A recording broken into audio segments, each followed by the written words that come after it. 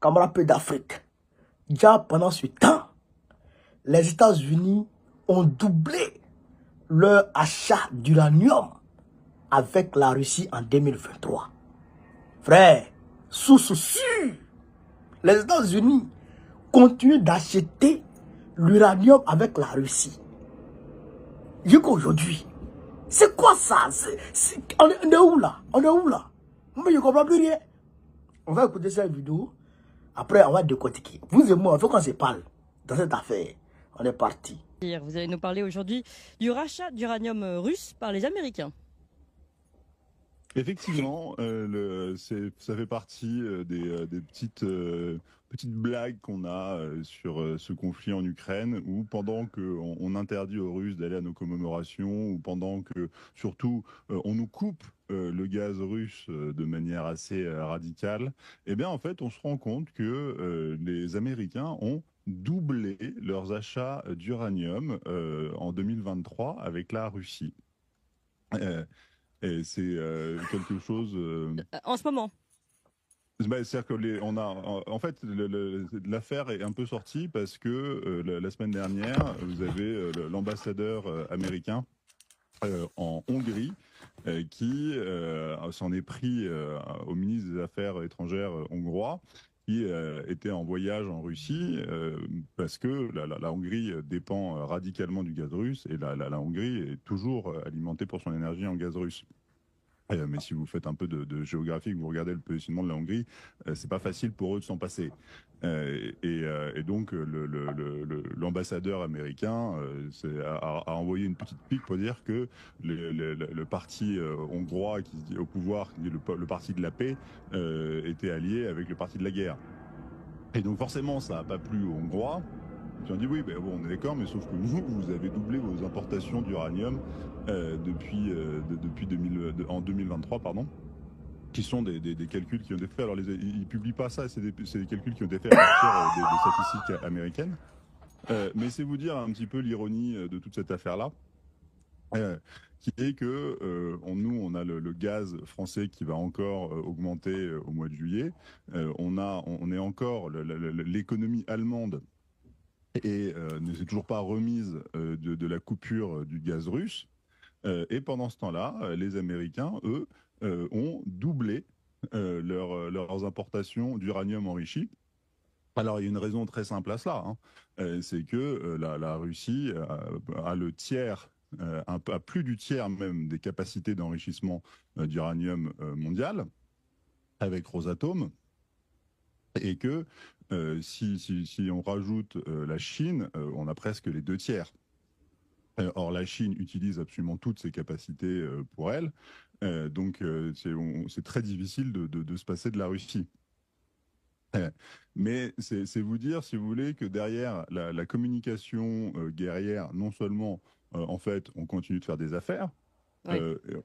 et surtout, si vous voulez, que il y a c'est absolument fou de vouloir aller à une guerre totale à un moment où en fait on reste extrêmement dépendant non seulement de la Russie, mais plus généralement du couple de la Russie et de la Chine, qui à eux deux maîtrisent un nombre incalculable de ressources. Et si vous voulez, on en revient un petit peu à la grande question géopolitique qui est celle: est-ce qu'il vaut mieux contrôler les ressources ou les populations?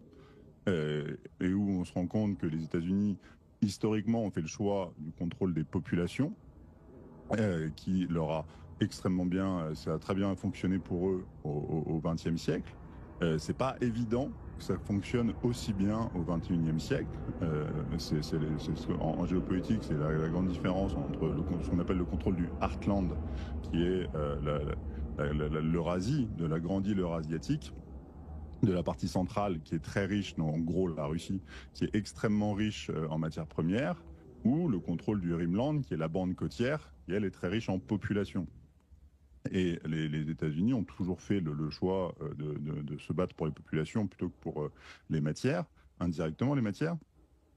Et là, on se rend compte que peut-être bien qu'au XXIe siècle, on a une question qui se pose un petit peu différemment. Et surtout, c'est-à-dire que le partenaire américain, surtout, nous demande des choses que lui-même n'applique absolument pas. Et ça, c'est quelque chose qui est extrêmement important. C'est-à-dire qu'on ne peut pas comprendre que les États-Unis nous imposent des sanctions qu'eux-mêmes n'appliquent pas. Oui. C'est... Ça paraît assez étonnant, mais oui. Visiblement, en nous fait, sommes vraiment les dindons de la farce. c'est assez étonnant que les Américains, attendez, que les Américains soient absolument réalistes et qu'ils disent de toute manière, nous, on n'a pas les capacités d'enrichissement d'uranium parce que c'est des choses, donc on continue d'acheter notre uranium à la Russie parce qu'on n'est pas fou justement. C'est-à-dire que les Américains, ils vont pas mettre en danger leur approvisionnement en uranium enrichi et donc leur production d'électricité nucléaire. Ils vont pas la mettre en danger même pour un conflit en Ukraine, surtout que le conflit en Ukraine les touche quand même très indirectement. Il n'y a pas de menace directe pour eux. Hmm. En revanche, ce qui est beaucoup plus bizarre, c'est que nous acceptions cet état de fait et que nous acceptions de porter une espèce d'indépendance radicale vis-à-vis de la Russie, presque, oui, comme vous dites, comme les dindons de la farce, en sachant que il y a des jeux, il y a des jeux un peu de pouvoir. C'est-à-dire qu'en France, on fait un peu la même chose avec le titane.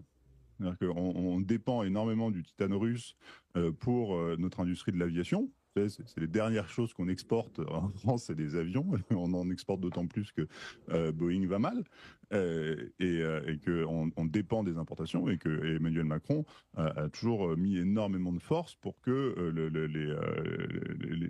qu'on puisse toujours importer du titane russe.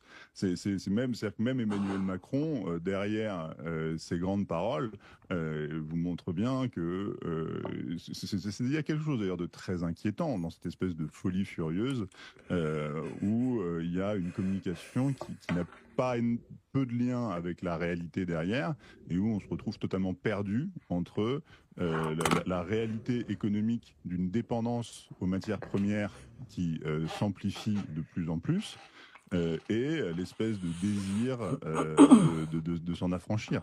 Oui. Ça va mal finir. Bon, ça c'est la conclusion, Guy de Lafortelle, ça risque de mal finir. Merci beaucoup, Guy de Lafortelle. Peuple d'Afrique. Vous avez compris, hein? En fait, les Américains, déjà, ils cachent ça. Ils cachent ça. Donc, le ministre hongrois est parti en Russie pour aller renégocier l'accord de gaz.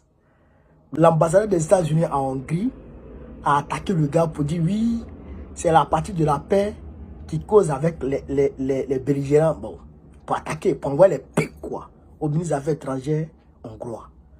Donc, le ministre des Affaires étrangères hongrois va répliquer maintenant en donnant le doc pour dire que vous, là, vous parlez blablabla, vous avez augmenté, vous avez doublé votre importation d'uranium enrichi en Russie, de la Russie.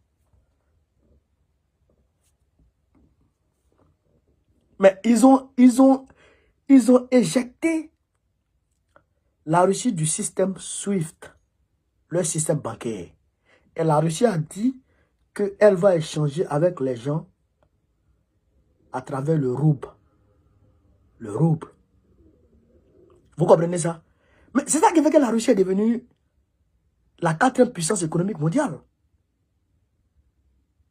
Mais puisque vous doublez vos importations, bon, on dit que la France importe le titane pour l'aviation, indispensable pour l'aviation de la Russie. Jordan Bardella a dit, Mondial Vision, c'est pourquoi d'ailleurs ils ont gagné la France, Macron, aux élections européennes, que la France est le premier pays importateur du gaz russe en Europe. Du coup, aujourd'hui, vous comprenez les choses comme ça? Hein?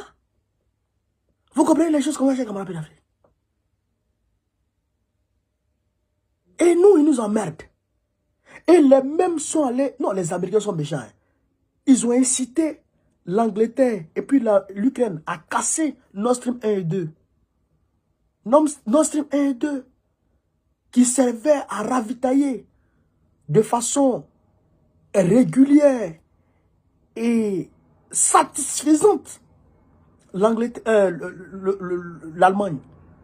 Ils ont cassé notre 1 et 2. C'est irréversible, on ne peut plus réparer. Il faut créer d'autres pipelines. Mais eux, ils continuent d'importer leur uranium enrichi. Vous comprenez les choses comme ça? Vous voyez les choses comme ça. Et nous, ils nous emmerdent. Ceux-là, ils ne vont jamais se rentrer dedans. Je viens de comprendre ça. Ils ne vont jamais se frapper.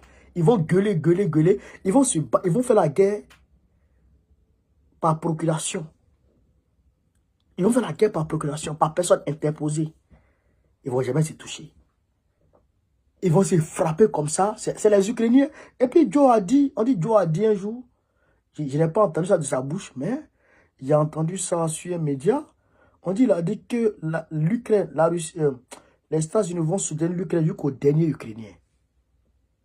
Jusqu'au dernier Ukrainien. Ils n'ont pas dit, les États-Unis vont soutenir l'Ukraine jusqu'au dernier Américain, hein, jusqu'au dernier Ukrainien. Donc, ça veut dire qu'ils vont toujours inciter l'Ukraine à aller mourir. Les Ukrainiens doivent se réveiller. C'est compliqué, un chèque en d'Afrique. Et là, c'est l'Europe qui souffre. C'est compliqué, hein. Vous voyez les choses comme ça?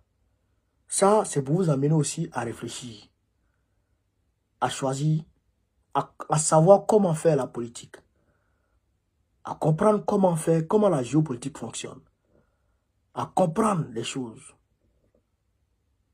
Vous comprenez ça? Vous comprenez? Donc, voilà. Sur ce, vive l'Afrique libre, vive le panafricanisme. Vive tous les bénéfices panafricains. Vive la paix dans le monde. Gbagbo président Picot 2025, Inch'Allah.